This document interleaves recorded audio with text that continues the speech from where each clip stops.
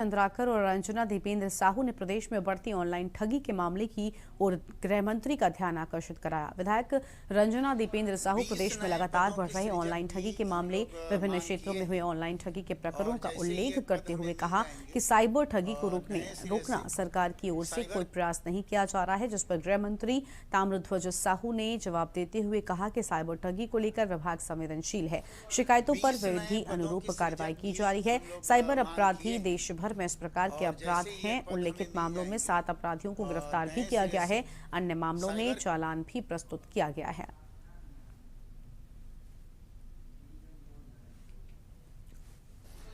बीस नए पदों की सृजन भी हम विधानसभा में ऑनलाइन ठगी के विषय में ध्यानाकर्षण लगाया गया था और उनका आरोप था कि राष्ट्रीय और अंतर्राष्ट्रीय स्तर के जितने भी इस प्रकार के ठग हैं वो सब छत्तीसगढ़ को ही फोकस करके सारा अपराध हो रहा है।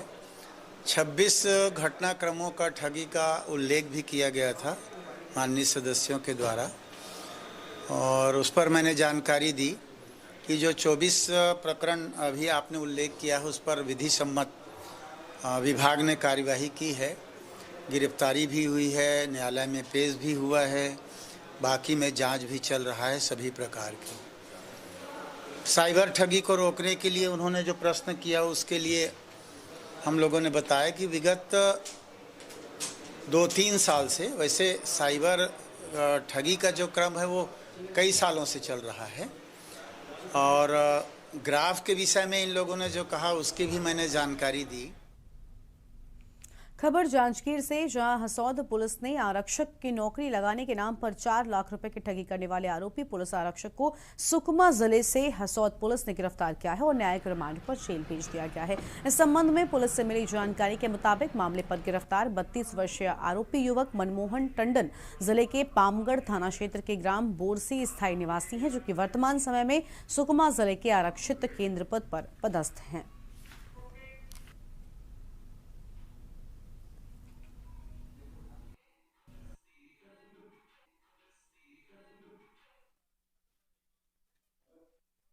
हसौद में महेश्वर कश्यप के द्वारा यह रिपोर्ट लिखाई गई कि उसके भाई की नौकरी लगाने के नाम से आरक्षक मनमोहन टंडन जो सुकमा लाइन में पदस्थ थे उनको 4 लाख रुपया का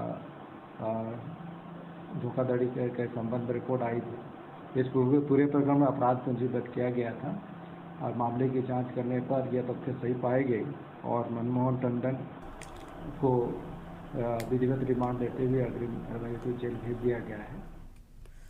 खबर रायपुर से, जहां विधानसभा में राज्य सरकार के वित्तीय वर्ष 2021 से 22 का 492 करोड़ 43 लाख रुपए का तृतीय अनुपूरक बजट पारित कर दिया गया।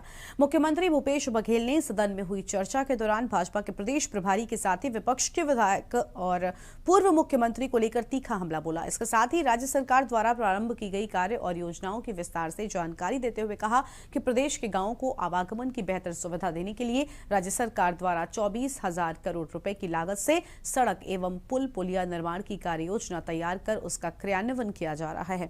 मुख्यमंत्री ने कहा कि जब हमारी सरकार बनी तो छत्तीसगढ़ में 40% लोग गरीबी रेखा के नीचे थे और राज्य सरकार इन लोगों के जीवन स्तर को ऊंचा उठाने के लिए हर संभव प्रयास कर रही है।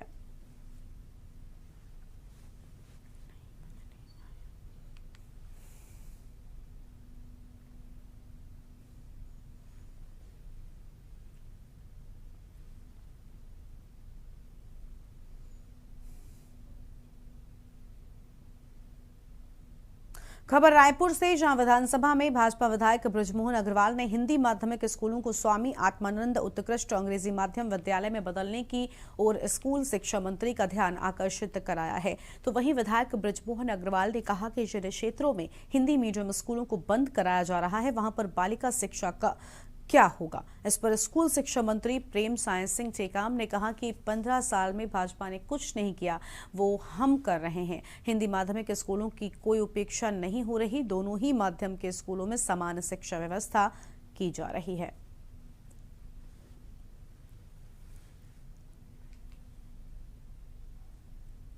एक भी प्रश्न का जवाब माननीय मंत्री जी ने नहीं दिया।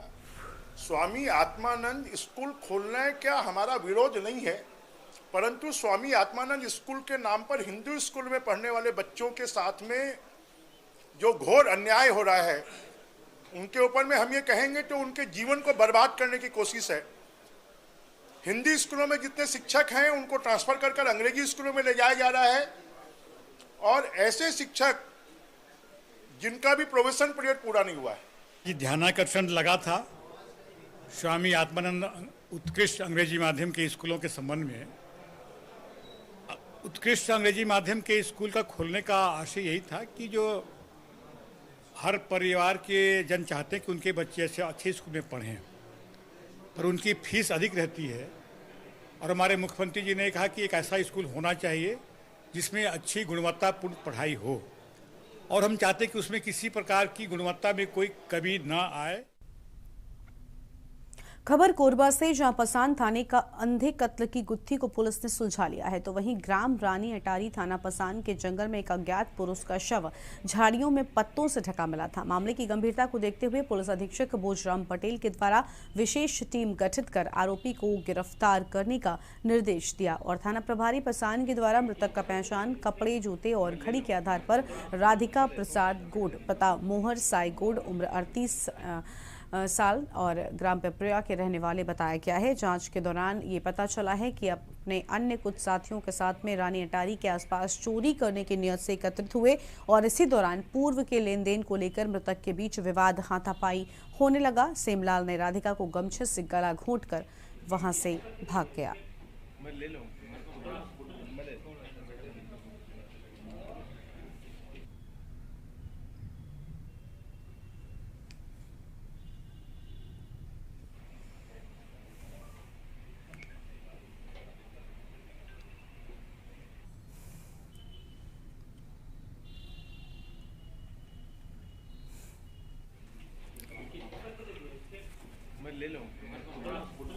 कौन आरोपी पड़ा इस मामले में?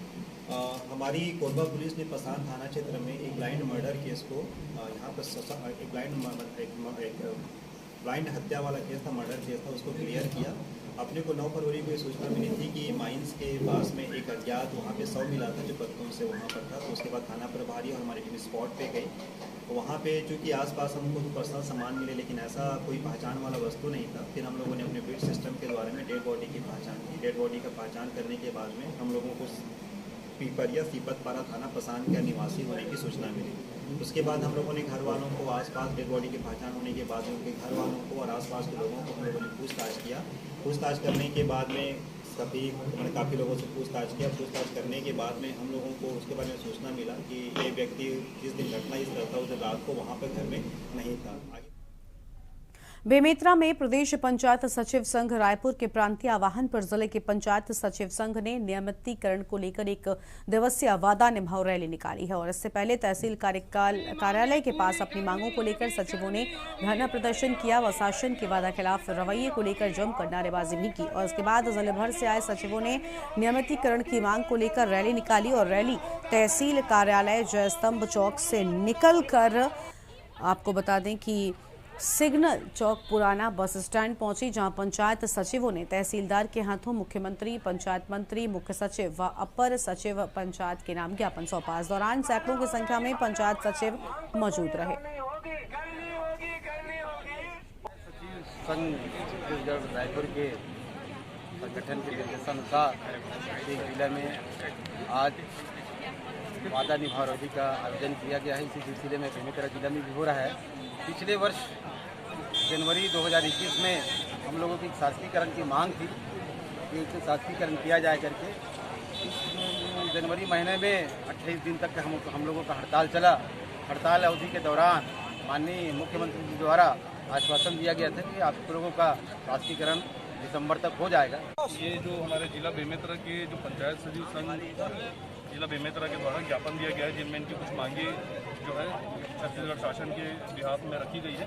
तो मैं ऑन द बिहाफ ऑफ जिला प्रशासन में इनकी मांगों को कलेक्टर सर के सामने और उनके उचित माध्यम से आगे तक पहुँचाऊँ।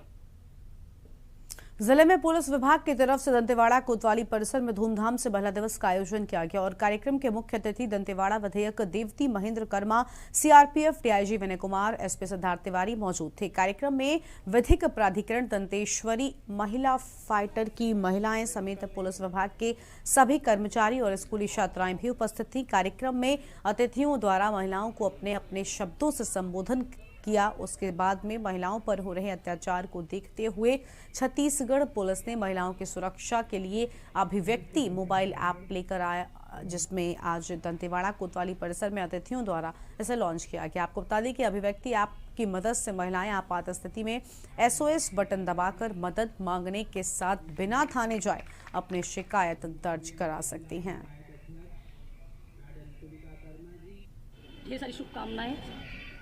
आज दंतेवाड़ा जिला से पुलिस प्रशासन विभाग के द्वारा एक नई आगाज़ हुई है। ये महिलाओं की सुरक्षा के लिए अभिव्यक्ति का महिलाओं को लिए एक ऐप बनाया गया है, जिस ऐप के माध्यम से अगर वो बच्चियां सभी जितने भी हमारे प्रदेश की बच्चियां, जिले की बच्चियां उस ऐप को डाउनलोड करती हैं, तो वो ऐप के माध्यम से चाहे वो किसी भी परेशानी में, संकट में हो, तो वो एक बटन दबा देंगी जो 112 करके रहेगा। वो सीधे डायरेक्ट कंट्रोल रूम में आएगा और उसके माध्यम से जो भी किसी भी परेशानी में रहेंगी तो डायरेक्ट पुलिस विभाग उनकी सुरक्षा के लिए वहाँ मौजूद है। शक्ति को प्रणाम। आज पुलिस विभाग द्वारा एक कार्यक्रम किया गया जिसका शीर्षक है अभिव्यक्ति अर्थात बोलने की आज़ादी।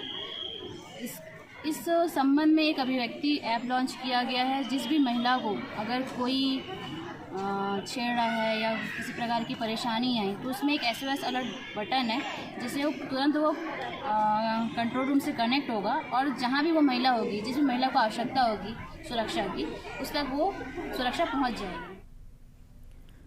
और छत्तीसगढ़ विधानसभा के बजट सत्र के दूसरे दिन सांख्यिकी मंत्री अमरजीत भगत ने साल 2021 से 22 का आर्थिक सर्वेक्षण पटल पर रखा। उनकी रिपोर्ट के आधार पर छत्तीसगढ़ का GDP दर 11.5% है। GSDP में भी काफी बढ़ोतरी हुई है और कृषि उद्योग और सेवा क्षेत्र में भी GSDP बढ़ा है। कृषि में 3.88% वृद्धि, जबकि उद्योग क्षेत्र में 15.44% और सेवा क्षेत्र में 8.54% की ग्रोथ हुई है। और आर्थिक सर्वेक्षण के अनुसार छत्तीसगढ़ में प्रति व्यक्ति अनुमान 1,18,401 आया है। प्रति व्यक्ति आय में करीब 11.93% की वृद्धि। छत्तीसगढ़ GDP में कुल योगदान देखा जाए तो कृषि के क्षेत्र में 16.73%, उद्योग के क्षेत्र में 50.61% और सेवा क्षेत्र में 32.66% रहा है। सर्वेक्षण वर्ष 2021-22 छत्तीसगढ़ राज्य का GSDP स्थिर भाव पर वर्ष 2020-21 में 2,49,683 करोड़ रुपए से बढ़कर वर्ष 2021-22 में 2,78,496 करोड़ रुपए अनुमानित है।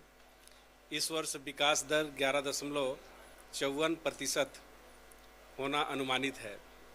छत्तीसगढ़ एवं भारत सरकार के GDP विकास दर स्थिर भाव 2011-12 पर तुलनात्मक विवरण निम्नानुसार है। खबर पंडरिया से, जहां छत्तीसगढ़ सरकार प्रत्येक वर्ष वृक्षारोपण के लिए करोड़ों रुपए खर्च करती है, मगर रेंज में बैठे वन सुरक्षा कर्मियों की उदासीनता के चलते हजारों पौधे नष्ट हो चुके हैं। आपको बता दें कि कबीरधाम जिले के पंडरिया पश्चिम परिक्षेत्र, जहां दमगढ़ बिट में साल 2018 से 19 में 40,000 मिश्रित पौधों का वृक्षारोपण किया गया, लेकिन वन कर्मियों की लापरवाही के चलते न तो सुरक्षा का इंतजाम है और जिसके चलते हजारों की संख्या में पौधे नष्ट हो चुके हैं। वहीं इस मामले पर पंडरिया SDO JS मेरावी का कहना है कि जांच करवाई जाएगी।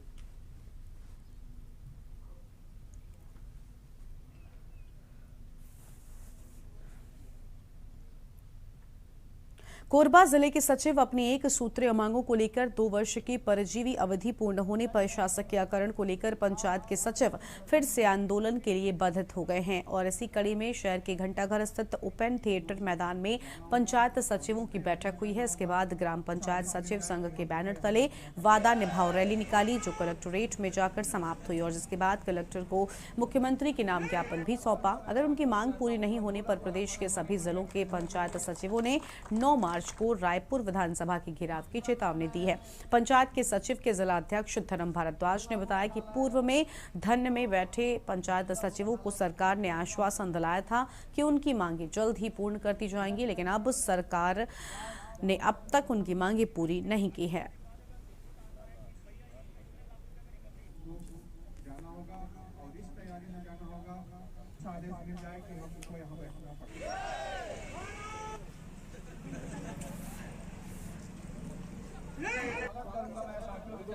जोरदार हमारे मीडिया के बंधुओं के